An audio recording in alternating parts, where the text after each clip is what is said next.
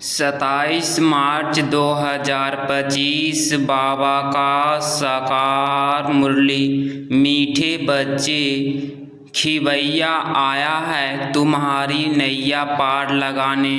तुम बाप से सच्चे होकर रहो तो नैया हिलेगी डुलेगी लेकिन डूब नहीं सकती। प्रश्न: बाप की याद बच्चों को यथार्थ न रहने का मुख्य कारण क्या है? उत्तर: साकार में आते आते भूल गए हैं कि हम आत्मा निराकार है और हमारा बाप भी निराकार है। साकार होने के कारण साकार की याद सहज आ जाती है। देही अभिमानी बन अपने को बिंदी समझ बाप को याद करना, इसी में मेहनत है। ओम शांति। शिव भगवानुवाच: इनका नाम तो शिव नहीं है ना, इनका नाम है ब्रह्मा और इन द्वारा बात करते हैं शिव। भगवानुवाच: यह तो बहुत बार समझाया है। कोई मनुष्य को या देवता को अथवा सूक्ष्म वतनवासी ब्रह्मा विष्णु शंकर को भगवान नहीं कहा जाता। जिनका कोई आकार वह साकार चित्र है उनको भगवान नहीं कह सकते। भगवान कहा ही जाता है बेहद के बाप को। भगवान कौन है यह कोई को भी पता नहीं। नेति नेति कहते हैं, यथार्थ हम नहीं जानते। तुम्हारे में भी बहुत थोड़े हैं जो यथार्थ रीति जानते हैं। आत्मा कहती है, हे भगवान अब आत्मा तो है बिंदी तो बाप भी बिंदी ही होगा। अब बाप बच्चों को बैठ समझाते हैं। बाबा के पास कई ऐसे बच्चे हैं जो यह भी नहीं समझते कि हम आत्मा कैसे बिंदी है। कोई तो अच्छी रीति समझते हैं, बाप को याद करते हैं। बेहद का बाप है सच्चा हीरा। हीरे को बहुत अच्छी डिब्बी में डाला जाता है। कोई के पास अच्छे हीरे होते हैं तो किसको दिखलाना हो तो सोने चांदी की डिब्बी में डाल फिर दिखाते हैं। हीरे को जौहरी ही जाने और कोई जान न सके। झूठा हीरा दिखाए तो भी किसको पता न पड़े। ऐसे बहुत ठग जाते हैं। तो अब सच्चा बाप आया है, परंतु झूठे भी ऐसे ऐसे हैं जो मनुष्यों को कुछ भी पता नहीं पड़ता। गाया भी जाता है, सत्य की नाव हिले डुले लेकिन डूबे नहीं। झूठ की नाव हिलती नहीं है, इनको हिलाने की करते हैं। जो यहाँ इस नाव में बैठे हुए हैं वह भी हिलाने की कोशिश करते हैं। ट्रेटर गाए जाते हैं ना। अब तुम बच्चे जानते हो खिवैया बाप आया हुआ है, भगवान भी है। बाप ने समझाया है यह है कांटों का जंगल, सभी पतित है ना। कितना झूठ है, सच्चे बाप को बिरला कोई जानता है। यहाँ वाले भी कई पूरा नहीं जानते, पूरी पहचान नहीं, क्योंकि गुप्त है ना। भगवान को याद तो सब करते हैं, यह भी जानते हैं कि वह निराकार है, परम धाम में रहते हैं। हम भी निराकार आत्मा है, यह नहीं जानते। साकार में बैठे बैठे वह भूल गए हैं। साकार में रहते रहते साकार ही याद आ जाता है। तुम बच्चे अभी देही अभिमानी बनते हो। भगवान को कहा जाता है परम पिता परमात्मा। यह समझना तो बिल्कुल सहज है। परम पिता यथार्थ परे से परे रहने वाला परम आत्मा। तुमको कहा जाता है आत्मा, तुमको परम नहीं कहेंगे। तुम तो पुण्य जन्म लेते हो ना। यह बातें कोई भी नहीं जानते। भगवान को भी सर्वव्यापी कह देते हैं। भक्त भगवान को ढूंढते हैं, पहाड़ों पर, तीर्थों पर, नदियों पर भी जाते हैं। समझते हैं नदी पतित पावनी है, उसमें स्नान कर हम पावन बन जाएंगे। भक्ति मार्ग में यह भी किसको पता नहीं पड़ता कि हमको चाहिए क्या। सिर्फ कह देते हैं मुक्ति चाहिए, मोक्ष चाहिए, क्योंकि यहाँ दुखी होने के कारण तंग है। सतयुग में कोई मोक्ष व मुक्ति थोड़े ही मांगते हैं, वहाँ भगवान को कोई बुलाते नहीं, यहाँ दुखी होने के कारण बुलाते हैं। भक्ति से कोई का दुख हर नहीं सकते, भले राम राम बैठ जपे तो भी दुख नहीं हर सकते। यह है ही रावण राज्य।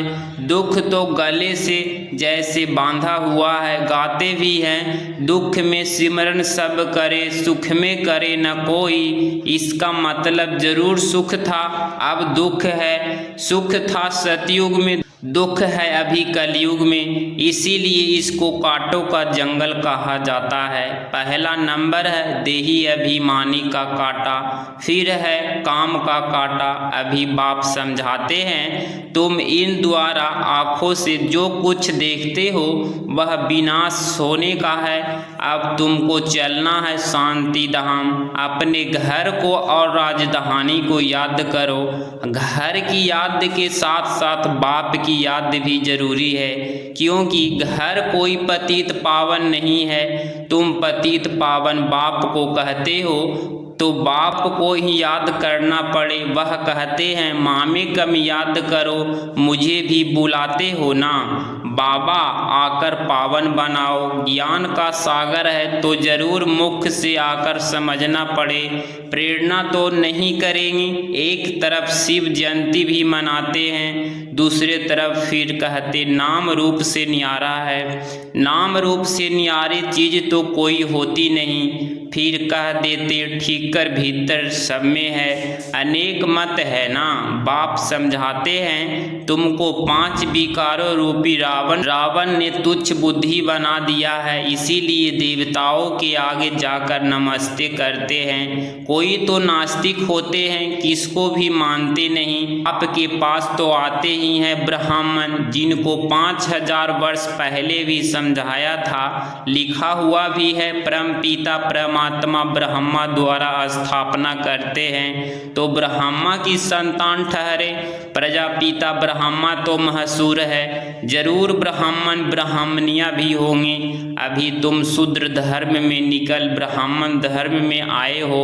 वास्तव में हिंदू कहलाने वाले अपने असली धर्म को जानते नहीं हैं, इसीलिए कभी किसको मानेंगे, कभी किसको मानेंगे।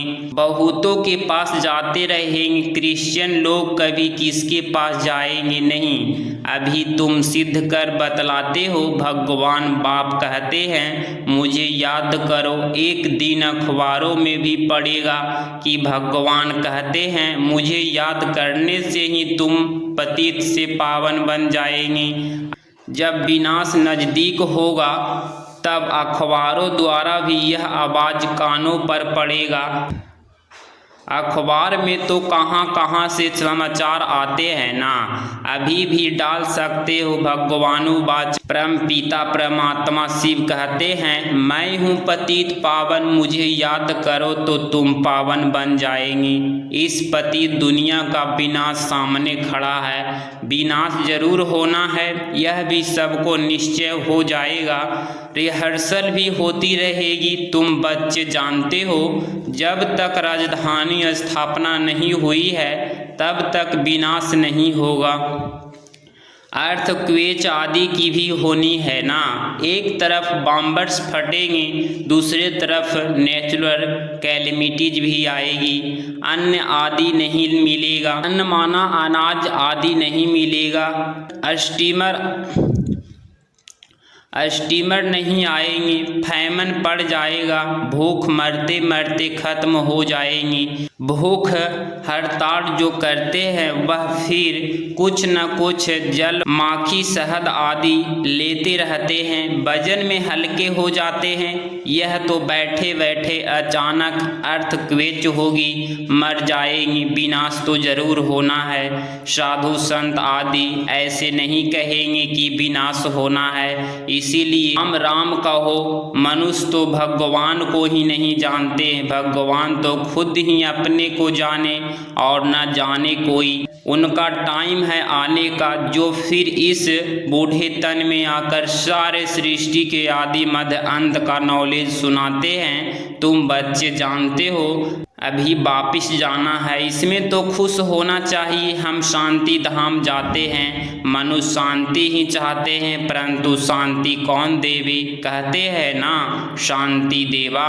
अब देवों का तो देव तो एक ही उच्च ते उच्च बाप है। वह कहते हैं मैं तुम सबको पावन बनाकर ले जाऊंगा, एक को भी नहीं छोड़ूंगा। ड्रामा अनुसार सबको जाना ही है, गाया हुआ है। मच्छरों सदृश सब आत्माएं जाती है, यह भी जानते हैं। सतयुग में बहुत थोड़े मनुष्य होते हैं, अभी कलयुग अंत में कितने ढेर मनुष्य हैं, फिर थोड़े कैसे होंगे?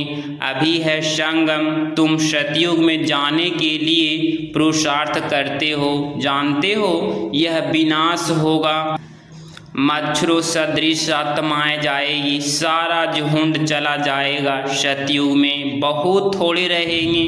बाप कहते हैं कोई भी देहधारी को याद नहीं करो, देखते हुए हम नहीं देखते हैं, हम आत्मा हैं, हम अपने घर जाएंगे। खुशी से पुराना शरीर छोड़ देना है, अपने शांति धाम को याद करते रहेंगे तो अंतमति सो गति हो जाएगी।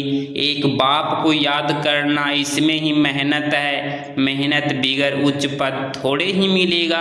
बाप आते ही हैं तुमको नर से नारायण बनाने के लिए। अब इस पुरानी दुनिया में कोई चैन नहीं है, चैन है ही शांति धाम और सुख धाम में। यहाँ तो घर घर में अशांति है, मारपीट है। बाप कहते हैं अब इस छी दुनिया को भूलो। मीठे मीठे बच्चों, मैं तुम्हारे लिए स्वर्ग की स्थापना करने आया हूँ। इस नरक से तुम पतित बन पड़े हो, अब स्वर्ग में चलना है। अब बाप को और स्वर्ग को याद करो तो अंतमति सो गति हो जाएगी। शादी आदि में बहल जाओ, परंतु याद बाप को करो।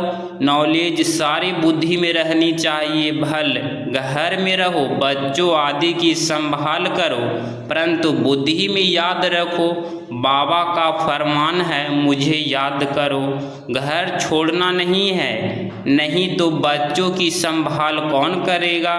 भक्त लोग घर में रहते हैं, गृहस्थ व्यवहार में रहते हैं, फिर भी भक्त कहा जाता है क्योंकि भक्ति करते हैं, घर वार संभालते हैं। विकार में जाते हैं तो भी गुरु लोग उनको कहते हैं श्री कृष्ण को याद करो तो उन जैसा बच्चा होगा।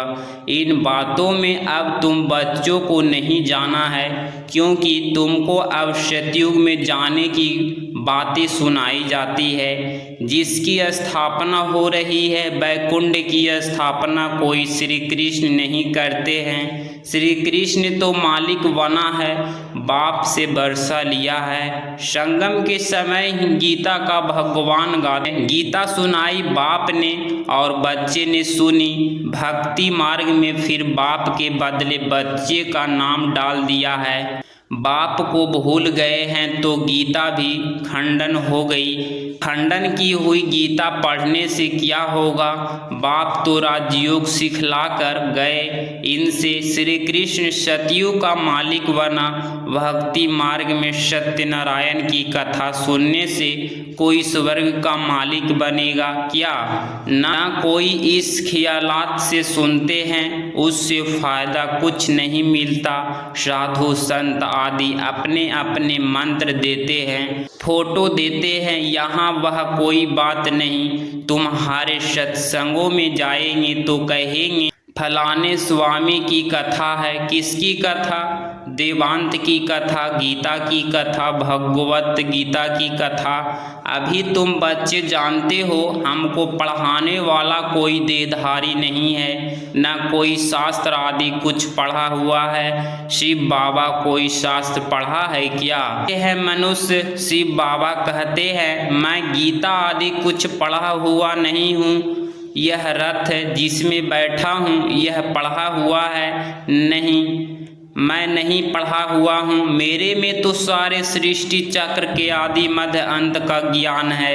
यह गीता पढ़ता था, तोते मुआफिक कर लेते थे। जब बाप ने प्रवेश किया तो झट गीता छोड़ दी, क्योंकि बुद्धि में आ गया। यह तो शिव बाबा सुनाते हैं। बाप कहते हैं मैं तुमको स्वर्ग की बादशाही देता हूँ, तो अब पुरानी दुनिया से ममत मिटा दो, सिर्फ मामे कम याद करो। यह मेहनत करनी है। सच्चे आशी को घड़ी घड़ी मासूक की याद ही आती रहती है, तो अब बाप की याद भी ऐसी पक्की रहनी चाहिए।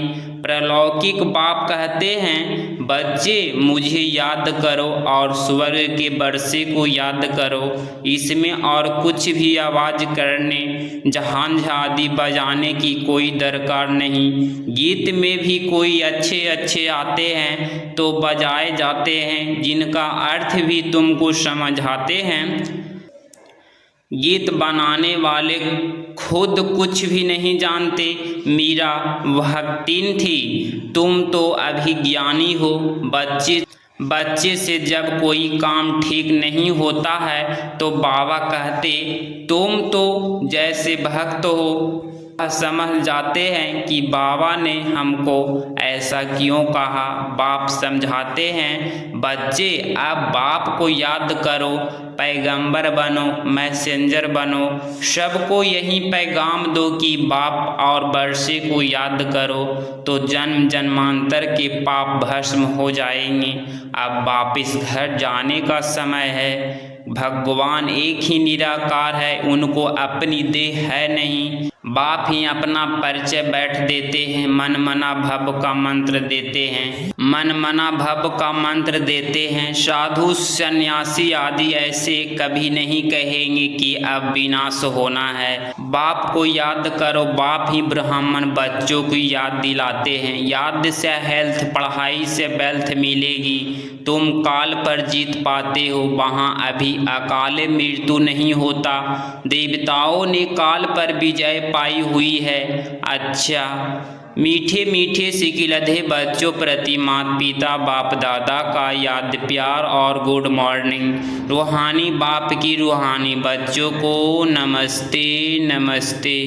धारणा के लिए मुख्य सार पॉइंट नंबर फर्स्ट, ऐसा कोई कर्म नहीं करना है जो बाप द्वारा भक्त का टाइटल मिले, पैगंबर बने। सबको बाप और बरसे को याद करने का पैगाम देना है। पॉइंट नंबर 2, इस पुरानी दुनिया में कोई चैन नहीं है। यह छी दुनिया है, इसे भूलते जाना है। घर की याद के साथ साथ पावन बनने के लिए बाप को भी याद जरूर करना है। 27 मार्च 2025 का वरदान। प्रवृत्ति में रहते पर वृत्ति पर निरंतर योगी भव। स्पष्टीकरण, निरंतर योगी बनने का सहज साधन है प्रवृत्ति में रहते पर वृत्ति में रहना। पर वृत्ति यथार्थ आत्मिक रूप, जो आत्मिक रूप में स्थित रहता है वह सदा न्यारा और बाप का प्यारा बन जाता है। कुछ भी करेगा लेकिन यह महसूस होगा जैसे काम नहीं किया है लेकिन खेल किया है। तो प्रवृत्ति में रहते आत्मिक रूप में रहने से अब सब खेल की तरह सहज अनुभव होगा। बंधन नहीं लगेगा। सिर्फ स्नेह और सहयोगी के साथ भक्ति की एडिशन करो तो हाई जंप लगा देंगे। स्लोगन, बुद्धि की महीनता अथवा आत्मा का हल्कापन ही ब्राह्मण जीवन की पर्सनैलिटी है। अब व्यक्ति सारे सत्यता और सभ्यता रूपी कल्चर को अपनाओ। हिम्मते शक्तियाँ मदते दे सर्वशक्तिमान श्रेणियाँ से डरती नहीं, निर्भय होती है। यह भी वह नहीं कि नामालूम। यह भी भय नहीं कि ना मालूम क्या होगा। सत्यता के शक्ति स्वरूप होकर नशे से बोलो, नशे से देखो। हम ऑलमाइटी गवर्नमेंट अनुचर है। इस स्मृति से यथार्थ को यथार्थ में लाना है, सत्य को प्रसिद्ध करना है, न कि छिपाना है। लेकिन सत्यता के साथ बोल में मधुर सभ्यता आवश्यकता है। अगर इस चैनल पे आप डेली मुरली क्लास सुन रहे हैं तो चैनल को प्लीज़ सब्सक्राइब करें और प्यारा सा लाइक ज़रूर करें। मिलते हैं कल की मुरली में। ओम शांति।